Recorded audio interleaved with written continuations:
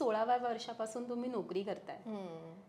So 16व्या वर्षापासून खरंच नोकरी करताय ना तुम्ही? नोकरी म्हणजे हो, म्हणजे हे सगळं ना माझ्या आईने शिकवलंय ग मला. कारण माझी आई ही नोकरी करत होती सुरुवातीपासून. आणि तिने खूप आपण म्हणतो ना असं घरकाम पासून सुरुवात केली आहे. त्यामुळे त्याची ना किंमत आहे मला. आणि म्हणजे ऑफकोर्स आमचे काही खूप वाईट दिवस नव्हते, पण तिची ती एक वेगळी स्टोरी आहे. सो असं होतं की खूप छान मस्त चाललेलं सगळं, फिनान्शियली एकदम मस्त होतो आम्ही. म्हणजे तू बिलीव्ह नाही करणार, मला त्यावेळेला जेव्हा मी शाळेत होते तेव्हा मला बाबा ना आठवड्याचे 400 रुपये द्यायचे ॲज पॉकेट मनी. म्हणजे तू इमॅजिन कर की किती सेटल्ड लाईफ होतं माझं.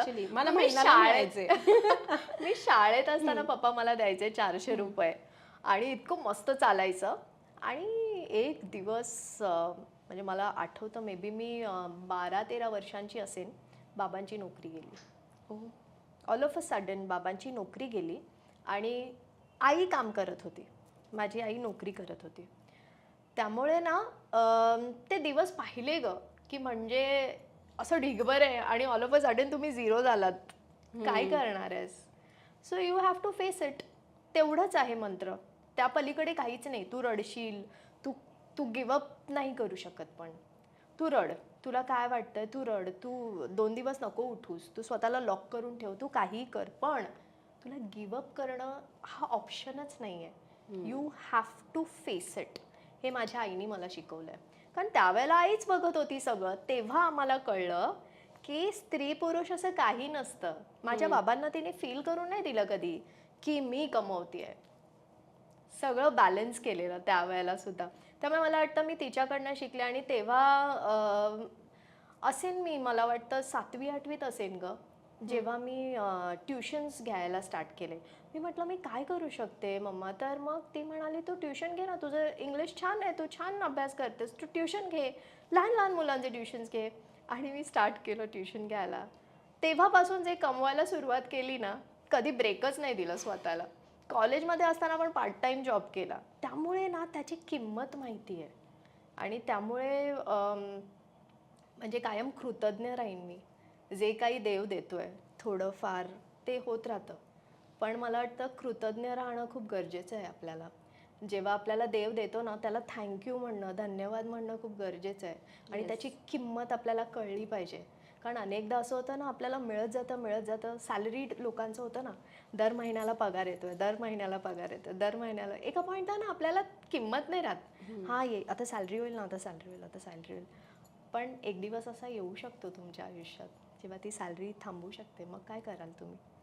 सो आय थिंक खूप खरं पुढचा विचार करणं खूप गरजेचं आहे. आणि जसं मी म्हटलं की फायनान्शियली इंडिपेंडेंट नाही, पूर्णच इंडिपेंडेंट. कुठल्याच बाबतीत, कशाच बाबतीत कुणाचीच गरज नाही आहे, कुणाच्याच आधाराची गरज नसणं. म्हणजे मी असं नाही म्हणत आहे की तुम्ही असे दगड होऊन जा, नाही. पण एक आतमध्ये कुठेतरी ते ठेवा की इमोशनली जरी डिस्टर्ब असेल ना, नको, कशाला कोणाच्या आधारावर थांबायचं आहे.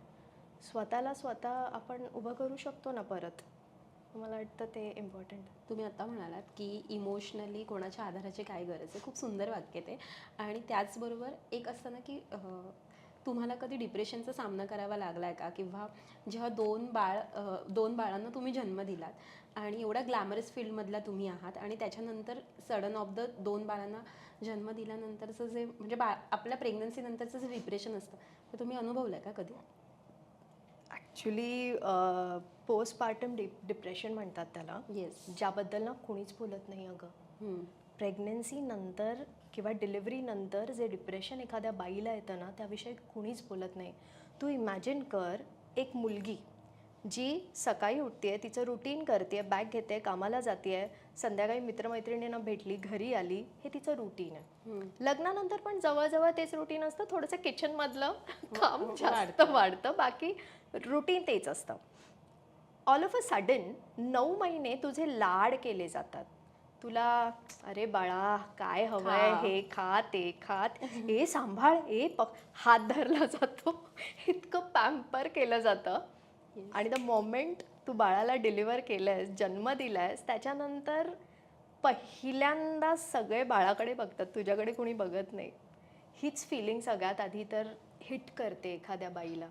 पण आजही आपले आई बाबा बघतो नोटीस करते, आधी आपल्याला विचारतात येऊन Yes.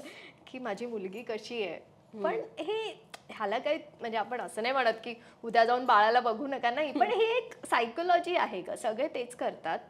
पण ना हे सुरुवात होते, तुम्हाला ती सवय झालेली असते. आणि त्याचबरोबर तुम्हाला हल्ली सीझर्सचे केस इतके वाढलेत, मी स्वतः सीझर केलं, तुमचं फाडलं जातं, इथे मणक्यात तुम्हाला इंजेक्शन दिलं जातं आणि त्याच्यानंतर सुद्धा तुम्हाला लगेच उठून बसायचं आणि बाळाला दूध पाजायचं आहे.